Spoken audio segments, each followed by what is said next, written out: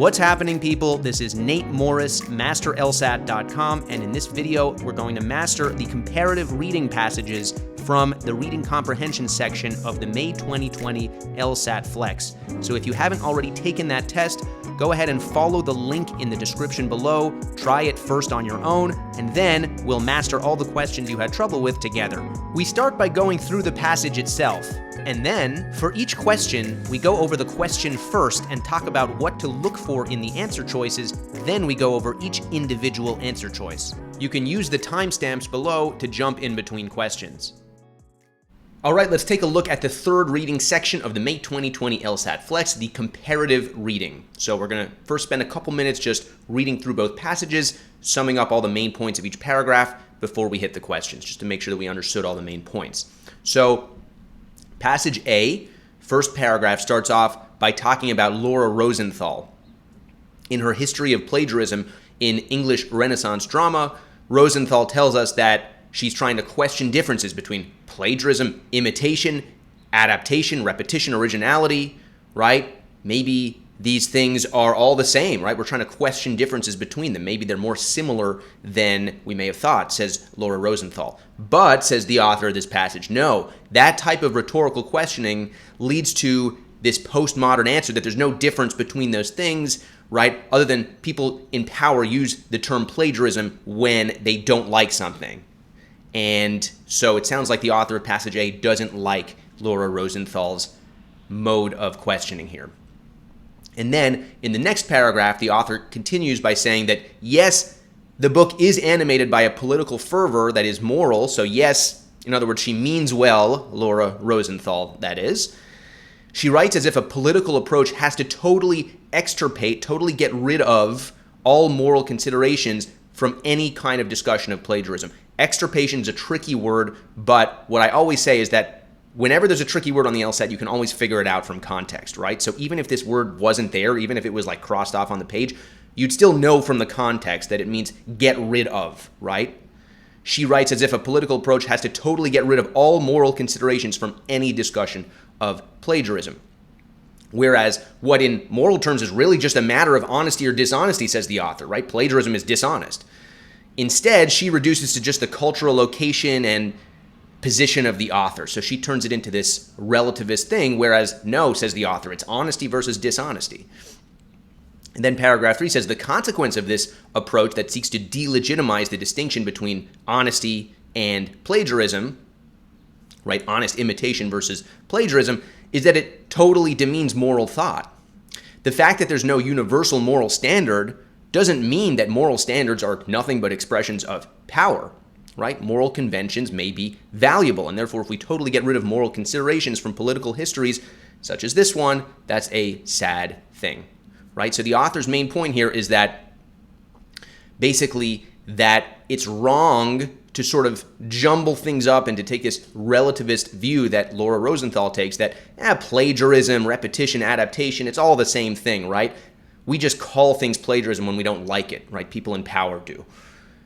The author is saying, no, there's a difference between plagiarism and being honest and not plagiarizing, right? One is good, one is moral, one is immoral, and it's important to make that distinction. And if we go again through the paragraphs, basically paragraph 1 just introduces Laura Rosenthal's argument, right? Sort of the main idea of what she's writing.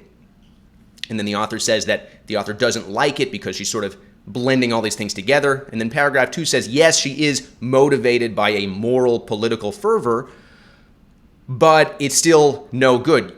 She writes as if a political approach has to totally get rid of all moral considerations, and that's no good, says the author. And then paragraph 3 says the consequence of this is that it delegitimizes and degrades this moral thought, and really, moral conventions are valuable, and we should see plagiarism as immoral. So that's the point of passage A. Let's go ahead and look through passage B. I think passage A, a lot of big words and sentences, but pretty simple point. Let's go ahead and look at passage B. Passage B says the idea of plagiarism has a history. To earlier generations, it was seen differently than the way that we see it today. And a lot of things have evolved in response to different circumstances, new theories and developments in copyright law, and that has sort of complicated judgments of plagiarism. And yes, there is this sense that plagiarism is wrong, but there's been a lot of fluidity in the way that it's been defined, right? So the same thing might have, in some contexts, have been called plagiarism and sometimes not, right? So paragraph 1 of passage B is very simple, making a very simple point, which is that the definition of plagiarism has changed a lot over time.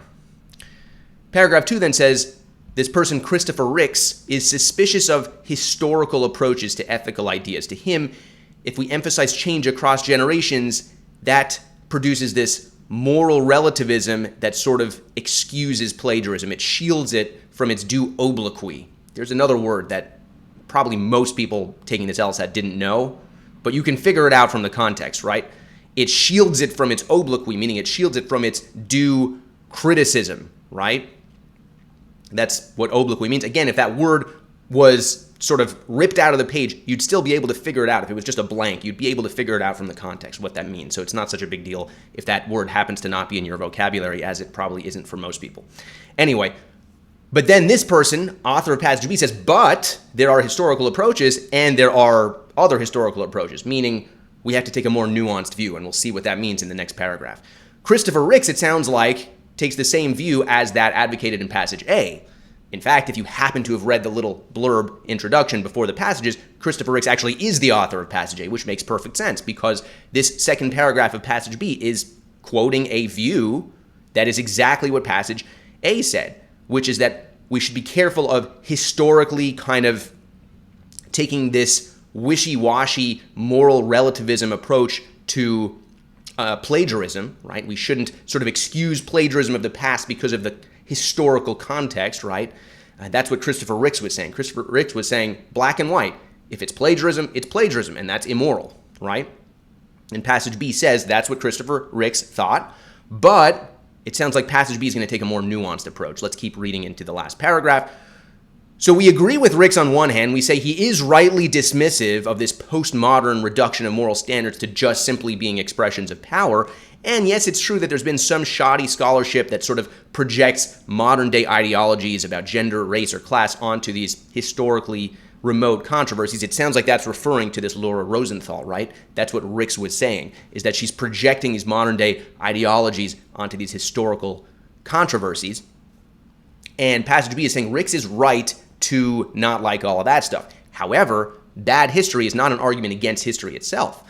And to reconstruct past attitudes is not necessarily to vindicate them. It's simply to acknowledge that what we might think is the best way of defining plagiarism, our predecessors may not have shared that perspective. So in other words, the author of passage B is saying, listen, Christopher Ricks, it's important to notice that yes, even though plagiarism is wrong, and we might have an idea of what plagiarism is and what is wrong and what is okay, it's important to notice that past generations might not have shared that view, and therefore people committing back then what we would call plagiarism, they might have thought was okay, and therefore we can't just ignore the history of the fluidity and the evolution of the definition of plagiarism.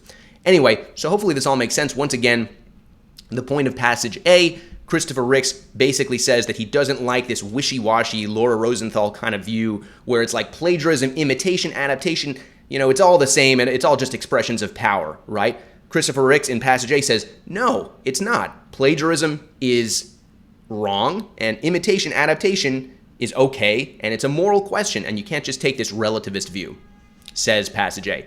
Passage B says, yes, that is true to some extent, that yes, we don't want to take a super moral relativist view and just project power and race and gender and all these things onto these historically remote controversies. Yes, you are right about that, Christopher Ricks. However, it's also important to notice that the definition of plagiarism has changed over time, and therefore what we might consider plagiarism may not have been considered plagiarism 200 or 300 years ago. And so therefore, that is the point of passage B. It's slightly more nuanced. It's less of a black and white view than the one taken by passage A. Anyway, hopefully this all makes sense. Let's go ahead and look at the questions now that we understand all the main points pretty well. Number 14. What is the question that both passages are primarily concerned with answering? I think we can predict this answer. They're both talking about plagiarism, and specifically they're both asking the question of how to think about plagiarism when it comes to looking back into history, right? When we look back in history and we see people doing things that we would consider perhaps plagiarism, how do we treat that, right? According to passage A, if it's plagiarism, it's plagiarism. According to passage B, maybe yes, but maybe that's not how they defined plagiarism back then, and we have to therefore take somewhat of a historical approach to that. So they both deal with this question of how to deal with plagiarism when it comes to looking back into history. Let's look for an answer that captures that. A doesn't really make sense. How did the modern concept of the author develop? What does that even mean? It doesn't mention anything about plagiarism, which is the whole subject matter of both passages. So this is an easy one to cross off. B, are they answering the question, what historical period, when did this moral stricture against plagiarism, when did it start? When did it originate? No. You know how I know that neither passage answers that question? Because I don't know the answer to that question after having just read both passages. They never give a date that this is the historical period or time that this whole idea of plagiarism started, right? They do talk about the history of plagiarism, but they're not trying to answer this question of when plagiarism started, and they never say it at any point in time in either passage. C, I think, is an easy one to cross off because it doesn't mention plagiarism, right? Clearly, both passages are primarily about plagiarism. C says, how is the relationship between moral standards and power, how has that relationship changed over time? I don't really think that that's a question that either one of these is primarily concerned with answering. They're both answering the question of how do we think about plagiarism when it comes to looking back historically, and C doesn't mention any of that. D is a little tricky, but it's not a question that's answered by either passage. What are the major differences between imitation and plagiarism? Right? We are arguing that, yes, there are differences between them, but we never actually say what those differences are. What is the difference between plagiarism and imitation? What are the major differences?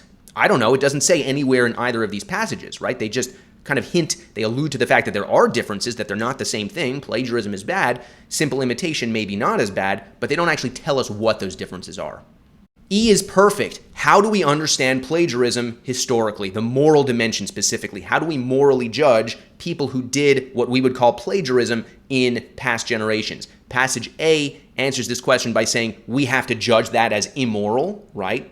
If they committed plagiarism 300 years ago, it's just as immoral as if I committed plagiarism today. Passage B says, yeah, maybe, but not so fast. We also have to look at the fluidity of the definition of plagiarism. It could be that they didn't think of it. Their society didn't think of it as plagiarism back then, so maybe it's not so immoral. So this is exactly the question that both passages are trying to answer and therefore is correct. Number 15 asks, what do the authors agree on? I think we can sort of predict the answer here, right? Because passage A states their argument. Passage A is very opinionated. And then passage B's opinion is in the last paragraph. Right? Passage B mentions passage A's opinion in the second paragraph, and then the third paragraph is where passage B says, here's what I think of passage A's argument, right? And the first half of that last paragraph is saying Ricks is rightly dismissive, meaning I agree with Ricks when he dismisses the postmodern idea of reducing morality to just expressions of power. And I agree with Ricks that there's been some shoddy scholarship, this Laura Rosenthal character that sort of projects gender and race onto these historically remote controversies. So those are the things that I agree with Ricks on. Yet, and then ... that's all the stuff that I disagree on. So it's going to come from those first two sentences of that final paragraph. It can't possibly come from anywhere else because that's the only place where passage B says, here's what I agree with passage A on. A is fairly easy to cross off because passage A very much disagrees with this. Passage A says, no, there has to be this strict line between plagiarism and imitation. They're two totally different things, says passage A, and we shouldn't mesh them together. And I don't think passage B agrees with this either. Passage B doesn't take this extreme view that there's no difference between plagiarism and imitation, that they're the same thing. That doesn't make sense. B, I think, is fairly easy to cross off because B is something that passage A directly argues against, right? The fact that no moral is universal suggests that moral standards are just expressions of power. Passage A doesn't like that. That's kind of what Laura Rosenthal said, right? Passage A explicitly argues against this idea that, oh, it's just manifestations of power, right? No, says passage A, no, there are real objective moral standards in life, right? And passage B actually also disagrees with B, right? Passage B also points out in the first half of its last paragraph that, yeah, I don't really like this moral relativism thing, right, to just say that it's just expressions of power, right? That whole Laura Rosenthal argument, passage B kind of argues against that also. So certainly they don't agree with B. If anything, they agree that they disagree with B. So this isn't the right answer. C, we don't know that they agree on this because it's never stated anywhere. Are current widespread views about plagiarism? First of all, what are those views, right? What are the current widespread views about plagiarism? We never mention them anywhere in either passage. Are they more strict than the views held by the majority, by more than 50% of our predecessors? I don't know if this is true, right? I have no idea if either author thinks this is true because there's no source for it anywhere. D, I think, is fairly simple to cross off because it's exactly the opposite of something that passage B said. We're looking for something that they both agree with, right? And passage B argues against D, right? D says that taking this historical approach towards plagiarism is no good because it absolves plagiarists of responsibility for what they've done, which is kind of what passage A is saying. But passage B retorts by saying, no, taking this historical approach, looking at the fact that it has changed over time, that doesn't mean you have to vindicate, you have to absolve them for their actions, right? It says that explicitly in the middle of that last paragraph. It says, to reconstruct the attitudes of the past doesn't mean that you are vindicating, that you are absolving them. So passage B directly disagrees with D, and therefore it cannot be the right answer. E is definitely correct, and as we said when we introduced this question, we sort of could have predicted this because this was sort of the one or two things that they did explicitly agree on, which is that Laura Rosenthal takes things a little too far, right? That she has this postmodern kind of scholarship that sort of projects ideology inappropriately onto these historically remote controversies, right?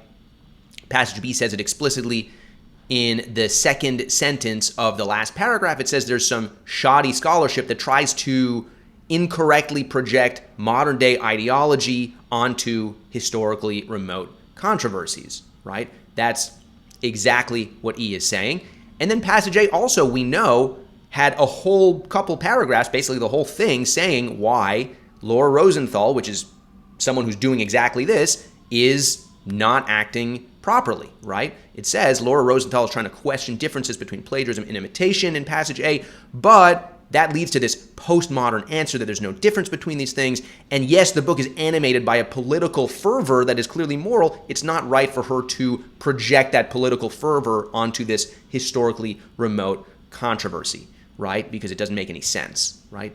And we're projecting this idea of power, cultural location, position of the author. So passage A says that that's not a good thing, that Rosenthal is doing those things, and obviously passage B says the same thing, and therefore E is the correct answer. Number 16, what's a main purpose of both passages? There are sort of a couple ways that this question could potentially be answered, right? We could say that both passages are answering the question of how to treat plagiarism when it comes to looking back into history, right?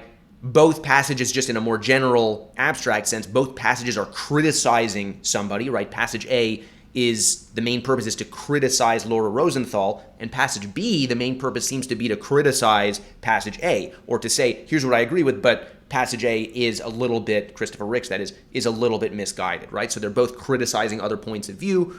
Let's take a look, see if we can find something that makes sense in the answer choices. A is a little bit of a tricky answer, but it's not correct. We're not tracing the historical development of something, right? We don't go back into history and we say plagiarism started in 1500 and then we trace it and then it evolved to something else in 1600 and then in 1700, the idea went out of style, and then in 1800 it changed in some way. We don't trace the historical development of anything in either of these two passages. We talk about the fact that there is this historical dimension potentially to plagiarism, but we never trace it over its historical development, and therefore A is not correct.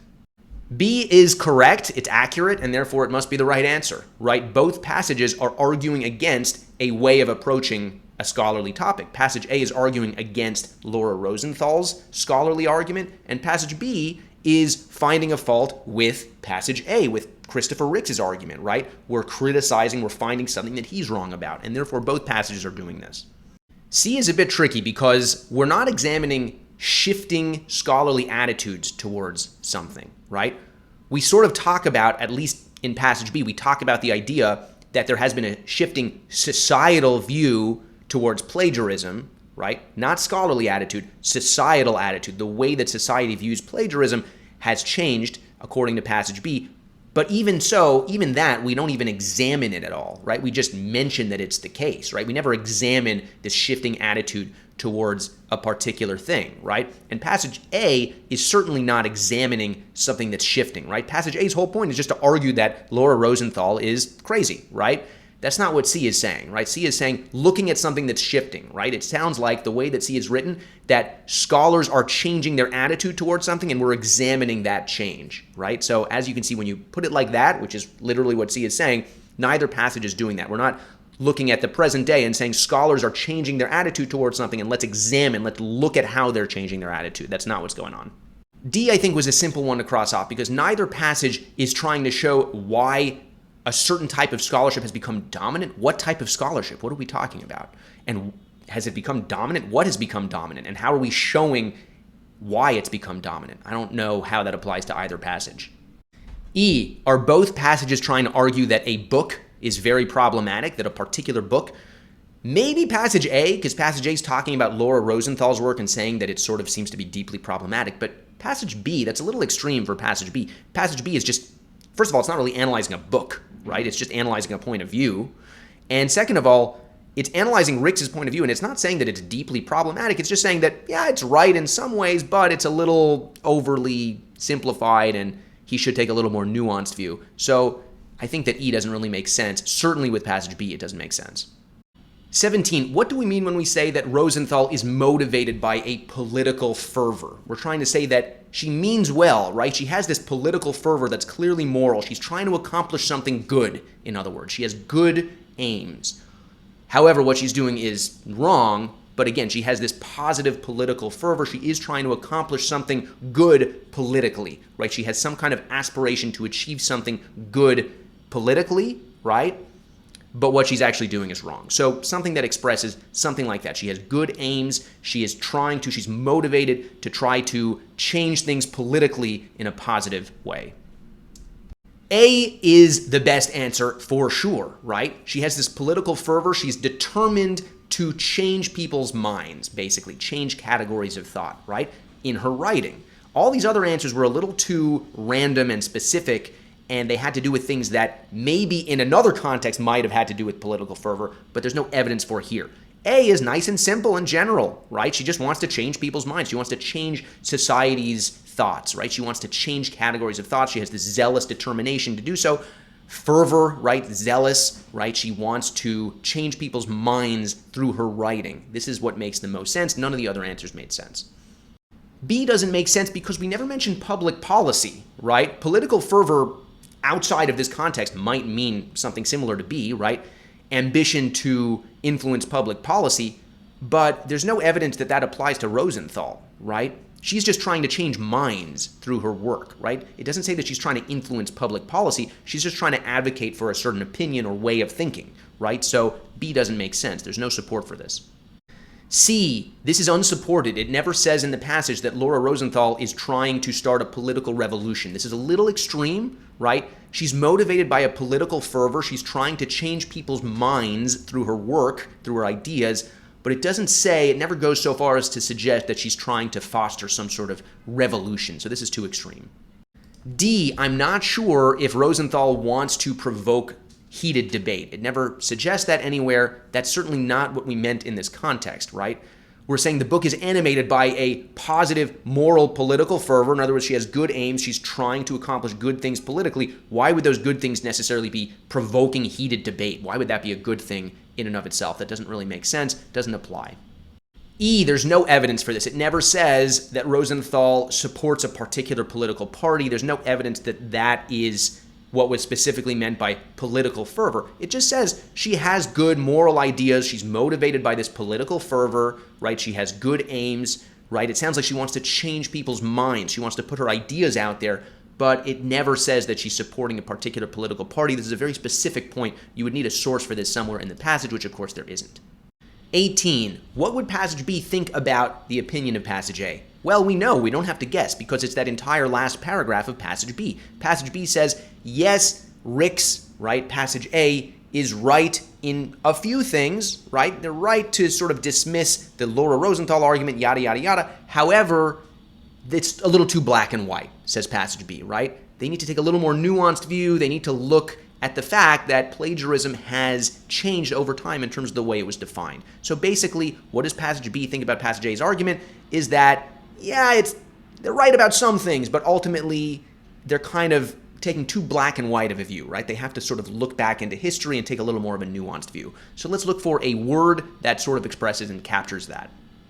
A is too extreme, right? There's no evidence to suggest that B thinks A is being irresponsible, taking an irresponsible approach, right? That implies that you're sort of doing something dangerous. It's irresponsible because it could cause something bad to happen. There's no evidence that passage B thinks anything along that line of thinking. B doesn't make sense. Why would B think that A's argument is not comprehensible, is not understandable? We can't understand passage A's argument? No. Passage B seems to understand, seems to comprehend passage A's argument, and we dissect it and we say, here's what he's right about and here's what he's wrong about. So why would it be incomprehensible? C is going a little too far, right? Why would passage B think that passage A is being deceitful, trying to deceive people, right? Why are we imputing motive into passage A that they're trying to deceive, they're trying to trick people? That doesn't really make sense. It doesn't apply here. D is perfect, right? Passage B thinks that A's view is too simplistic, too black and white, right? He's just taking too black and white of a view that plagiarism, all plagiarism is the same, it's all bad, and we have to take this black and white view. And passage B says, yeah, you're kind of right, but at the same time, it's a little more nuanced than that because the definition of plagiarism has changed over time, and therefore, what we consider plagiarism, they may not have considered plagiarism. So you are taking too simplistic of a view, Mr. or Mrs. Passage A. Well, it is Mr. Christopher Ricks. So that's exactly the right answer. E is way too far. There's no evidence that B thinks A's opinion is reprehensible, right? That's going way too far because passage B agrees in part with passage A, right? It says that Ricks is right when he says this and when he says that. He's partially right. It's just that his view is not nuanced enough. He needs to take a look at a historical approach to some extent and kind of understand that there's a little more nuance. He's making it too black and white, but it's actually a little more nuanced than that. So reprehensible is way too strong. We're not condemning him for having this view. We're just saying, yeah, he's kind of right, but ultimately he's also kind of wrong. 19 should be very easy because it's straight from the passage. What is the inevitable answer to Rosenthal's book according to passage A? Well, there's a sentence that says explicitly, right? We mention Laura Rosenthal at the beginning of passage A, and then we say, but this inevitably leads to this required postmodern answer, that there's no difference between plagiarism, imitation, adaptation, etc. So that is the inevitable answer, that there's no difference between these things, which of course is what passage A doesn't like, right? But that is, according to passage A, the required answer. It literally says it almost word for word in passage A. So let's look for that. No difference between plagiarism, imitation, adaptation, etc. A is not correct, right? The required answer is not that political history has to avoid engaging in considering moral issues, right? The required postmodern answer in the passage was very specifically one thing. The required postmodern answer in the middle of that paragraph is that there's no difference between plagiarism, imitation, etc., right? So that's not saying the same thing that A is saying, that we have to avoid engaging in moral issue consideration. That doesn't really apply. It's not that sentence that we are looking for. B, of course, is exactly what we were looking for, right? You always want to try to predict the answer when it's something so narrow like this, and B is exactly straight from the passage. Yes, this was the required postmodern answer, that there's no difference between these things, says passage A. What are these things? The things mentioned in the previous sentence: plagiarism, imitation, adaptation. So B is perfect. C doesn't make sense because that's sort of the opposite. C is what passage A is arguing should be true, right? That yes, moral conventions should be respected, right? But that's not the inevitable answer from Rosenthal's book. Rosenthal is taking more of a postmodern answer that no, moral conventions are just expressions of power. They're not worthy of respect, right? This question is asking you for the answer to the question raised in Rosenthal's book, which is what passage A disagrees with. So C is not correct.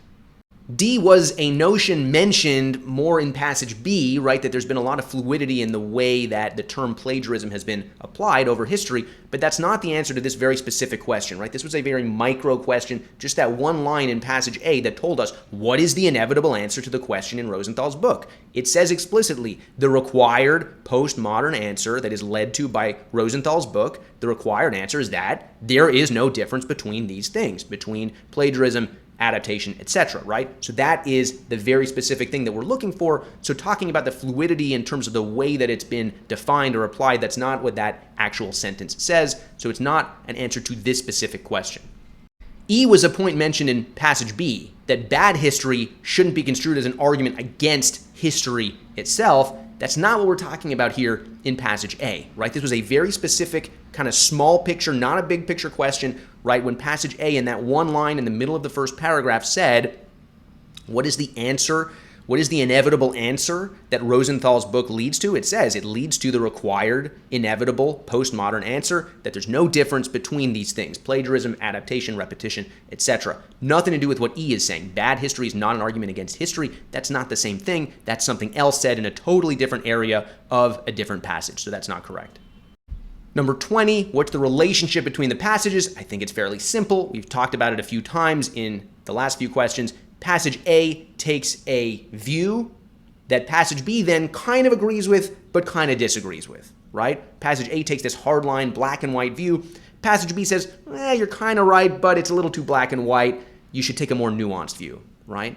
So let's look for something that expresses that idea.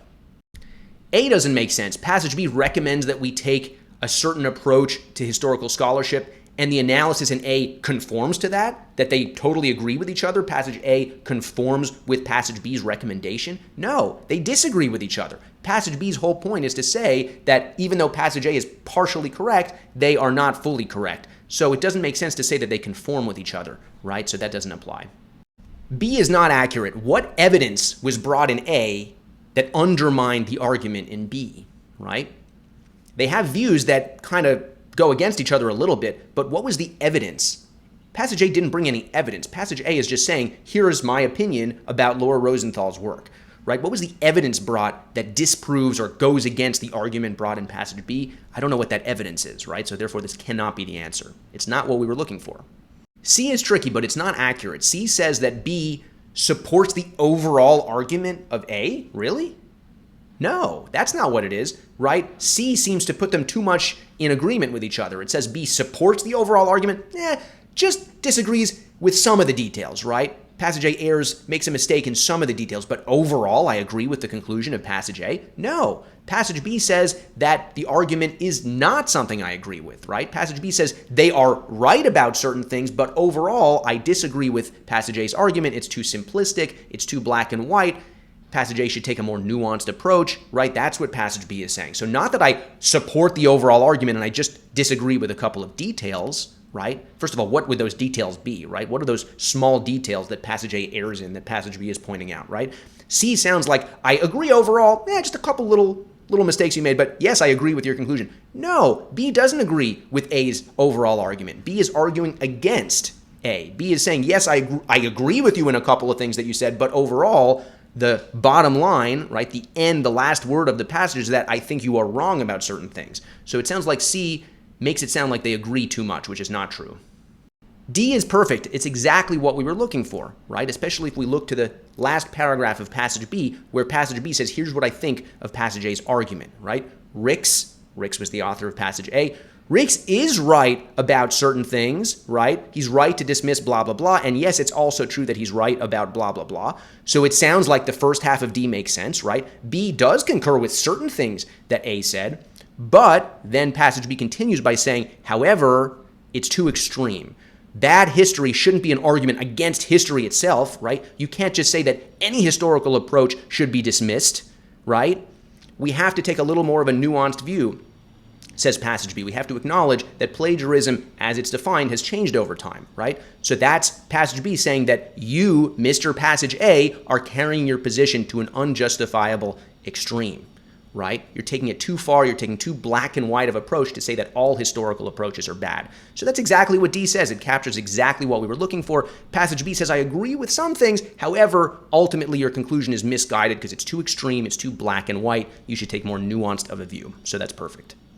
E is too extreme, right? Passage B doesn't imply that all the assertions made by passage A are wrong, are misguided. No, we say explicitly that yes, Ricks is rightly dismissive. Beginning of the last paragraph of passage B, Ricks, the author of passage A, is right to dismiss blah, blah, blah. And yes, it's also true that he's right about blah, blah, blah. So he is right about certain things. So we don't say that all of his assertions are misguided. That's too extreme. If you found this video useful, don't forget to hit subscribe. And for thousands more clear LSAT explanation videos, go to masterlsat.com.